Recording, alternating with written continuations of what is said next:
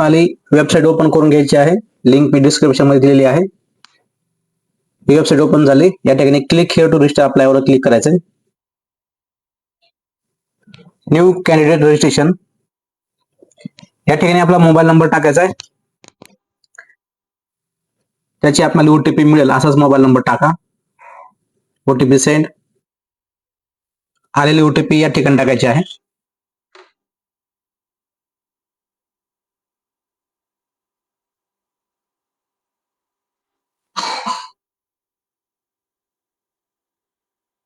आता या ठिकाणी ईमेल टाकायचे आहे.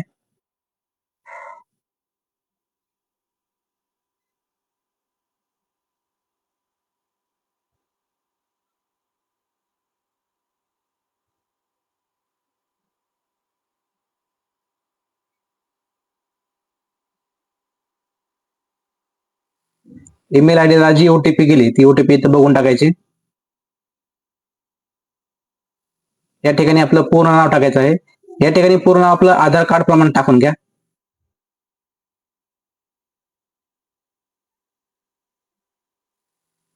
जन्मतारीख ओके, सर्व कन्फर्म झालेलं आहे. आता कंप्लीट रशीदवर क्लिक करायचं.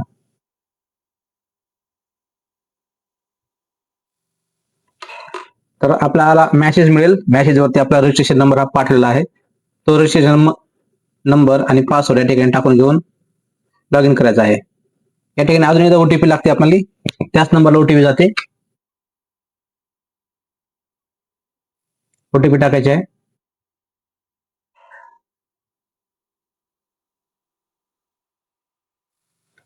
Log in.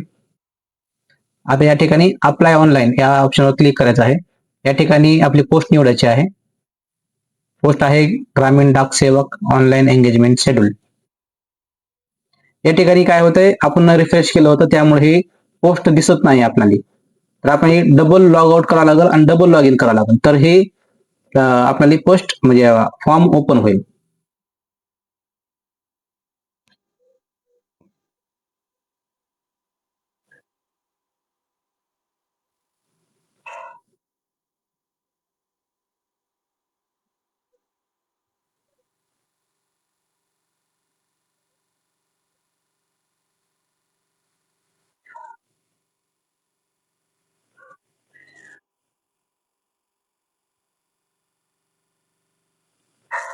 तर या ठिकाणी डबल लॉग आउट करून आपण लॉग इन केलं आहे.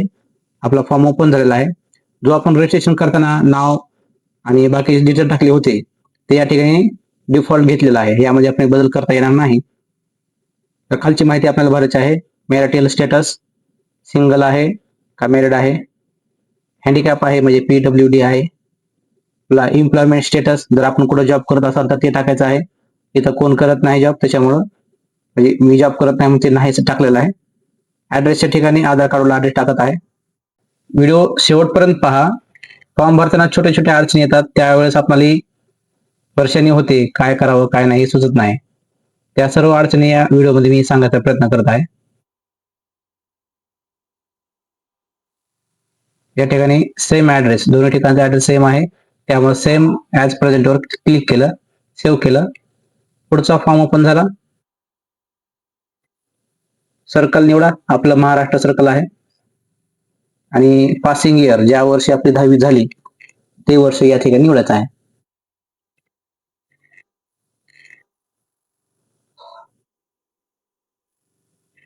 बोर्ड परीक्षेचा या ठिकाणी 2 बोर्ड असतात. आपण पासिंग इयर निवडल्यामुळे डिफॉल्ट 2 बोर्ड दिसत आहेत, पण यामध्ये PWD चा एक बोर्ड आहे आणि वरचा एक बोर्ड आहे जे नॉर्मल आहे. तर आपला जो बोर्ड आहे तो निवडायचा आहे. तो वर्ष दाखवते 1996 ते 2008. तर आपल्याला जे काय आहे 750 मार्काचं 600 मार्काचं ते आपण या ठिकाणी व्यवस्थित निवडायचं. या ठिकाणी आपल्याला सीट नंबर टाकायचा आहे. खाली दिलेला आहे inter any of the following SSC mark memo number, SSC certificate number, roll number. या ठिकाणी आपल्याला मार्क मेमोचा रोल नंबर टाकायचा आहे.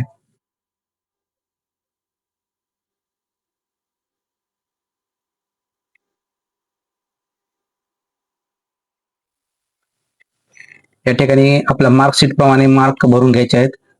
सायन्स, मॅथमॅटिक्स, गणित, first language, second language, third language. आपली first language Marathi, second language Hindi, third language English, social science. या ठिकाणी second language घ्यायची आहे.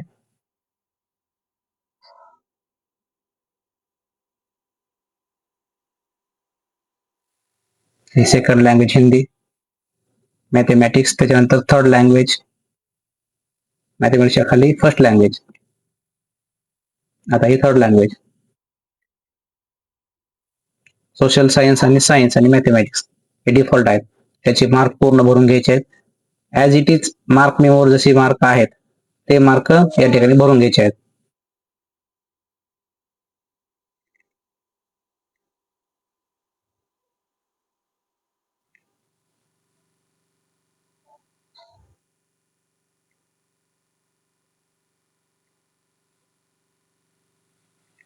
पुन्हा पुन्हा मी या ठिकाणी कन्फर्म केलं आहे की मार्क चुकले तर नाहीत भरताना, कारण या ठिकाणी आपल्या मार्क मेमो प्रमाणे उतारा नाहीये विषयांचा, त्यामुळे कन्फ्युजन होऊ शकतं. सेव्ह आणि नेक्स्ट करा पूर्ण भरून झाल्यावर.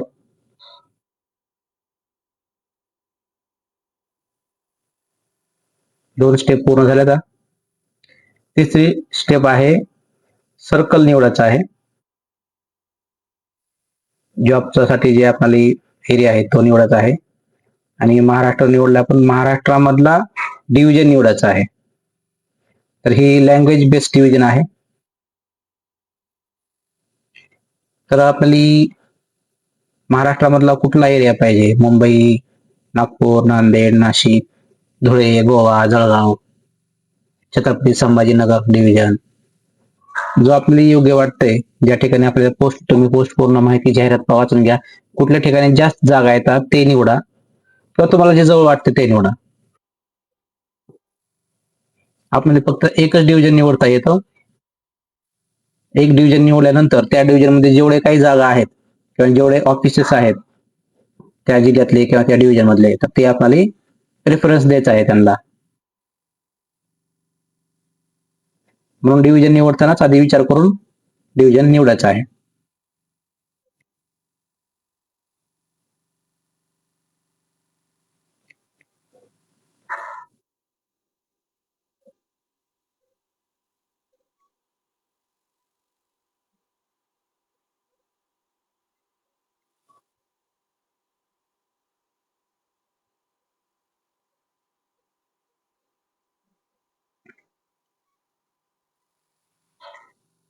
मी या ठिकाणी सोलापूर हा डिव्हिजन निवडला आहे. तर मी सोलापूरमध्ये जेवढे काही विभाग ऑफिस आहेत ते मी या ठिकाणी प्रेफरन्स देऊ शकतो की मला या ठिकाणी 1 नंबरला पाहिजे, 2 नंबरला पाहिजे. ज्यावेळेस माझी निवड होईल त्यावेळेस मला जे काही मी प्रेफरन्स दिला आहे त्यानुसार मला त्या ठिकाणी कामाची संधी त्या ऑफिसमध्ये मिळेल. आपण फक्त या ठिकाणी प्रेफरन्स देऊ शकतो.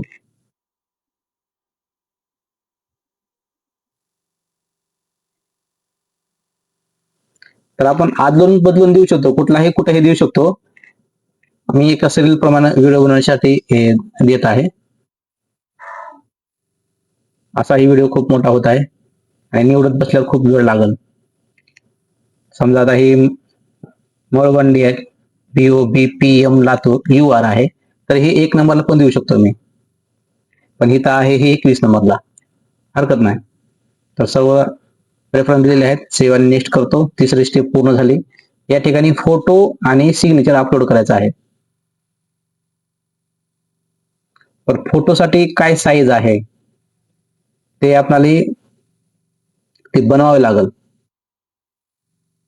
चुकीची साईज ते ना घेणार नाही, काय घेत नाही. ऍटलिस्ट 30 KB पाहिजे.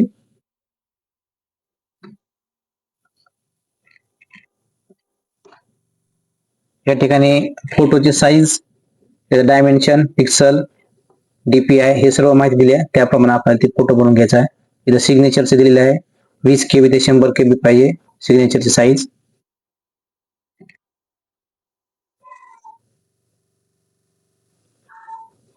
सिग्नेचर अपलोड करून घेऊ आपण. मी सिग्नेचरची साईज बनवून ठेवलेली आहे. आता फोटोची साईज कशी बनवायची ते पहा. या ठिकाणी फोटो थोडा ब्लर आहे, चांगल्या क्वालिटीचे घेऊन बघा तुम्ही. ही साईज कशी बनवायची बघा. 320 ते 400 पिक्सल. तर फोटोशॉप मध्ये हे बनायला सोपं जातं.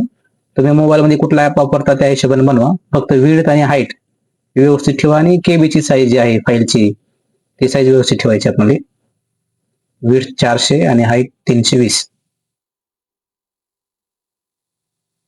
नाही चुकलं. विड्थ 320 पाहिजे आणि हाईट 400 पाहिजे. विड्थ 320 आणि हाईट 400 पाहिजे.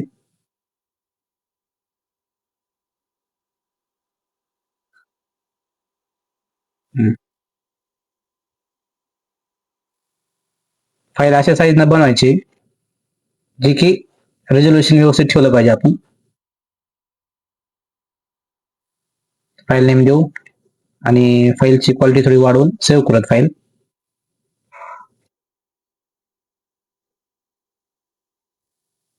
फोटो अपलोड झालेला आहे, सिग्नेचर अपलोड झालेला आहे. कन्फर्म बटनावर क्लिक करून पुढची प्रोसेस. या ठिकाणी सर्व फॉर्म चेक करायचा आहे एकदा. काही चुकलं असेल तरी एडिट ऑपरेशनवर क्लिक करायचं आहे. बरोबर आहे, येस, सबमिट. आता पेमेंट करायचं आहे. अनरिझर्व कॅटेगरीला पेमेंट करायचं आहे.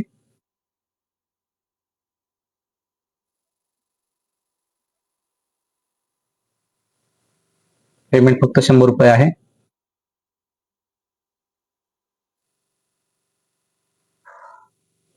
युपीआय आयडी असेल तर युपीआय आयडी टाकायची किंवा QR कोड आहे, QR कोडनं पेमेंट करायचं. पेमेंटची प्रोसेस एकदम सोपी दिलेली आहे.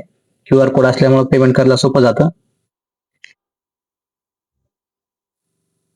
तर पेमेंट केल्यावर काही वेळ लागतो या ठिकाणी. पेमेंट झालंय आपलं पण प्रोसेसिंगला वेळ लागत आहे. तर मी व्हिडिओ फास्ट केला आहे त्यामुळं ठीक आहे. तर त्या ठिकाणी घाबरून न जाता वाट पाहायची आहे. पेमेंट सक्सेस होत आहे. आता पेमेंट झाल्यानंतर आपल्याला हा जो रजिस्ट्रेशन नंबर आहे आपला हा आपण कॉपी करून ठेवायचा किंवा याचा स्क्रीनशॉट काढून ठेवायचा किंवा डॅशबोर्ड वरती जायचं आणि आपली जे काही ऍप्लिकेशन केली रिसिप्ट आहे ती आपल्याला या ठिकाणी माय ऍप्लिकेशन मध्ये जाऊन डाउनलोड करून घ्यायची आहे. पीडीएफच्या स्वरूपात आपल्याला हे डेटा भेटेल. पीडीएफ डाउनलोड करून घ्यायची, प्रिंट करून ठेवायची भविष्यात कामाला येण्यासाठी.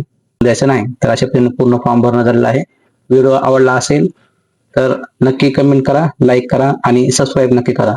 अशा आपण नवीन नवीन जॉबसाठी येणाऱ्या ऍप्लिकेशन जे आहेत ते फॉर्म कसे भरायचे याची माहिती आपण या व्हिडिओमध्ये या चॅनलवरती घेऊन येत असतो. धन्यवाद.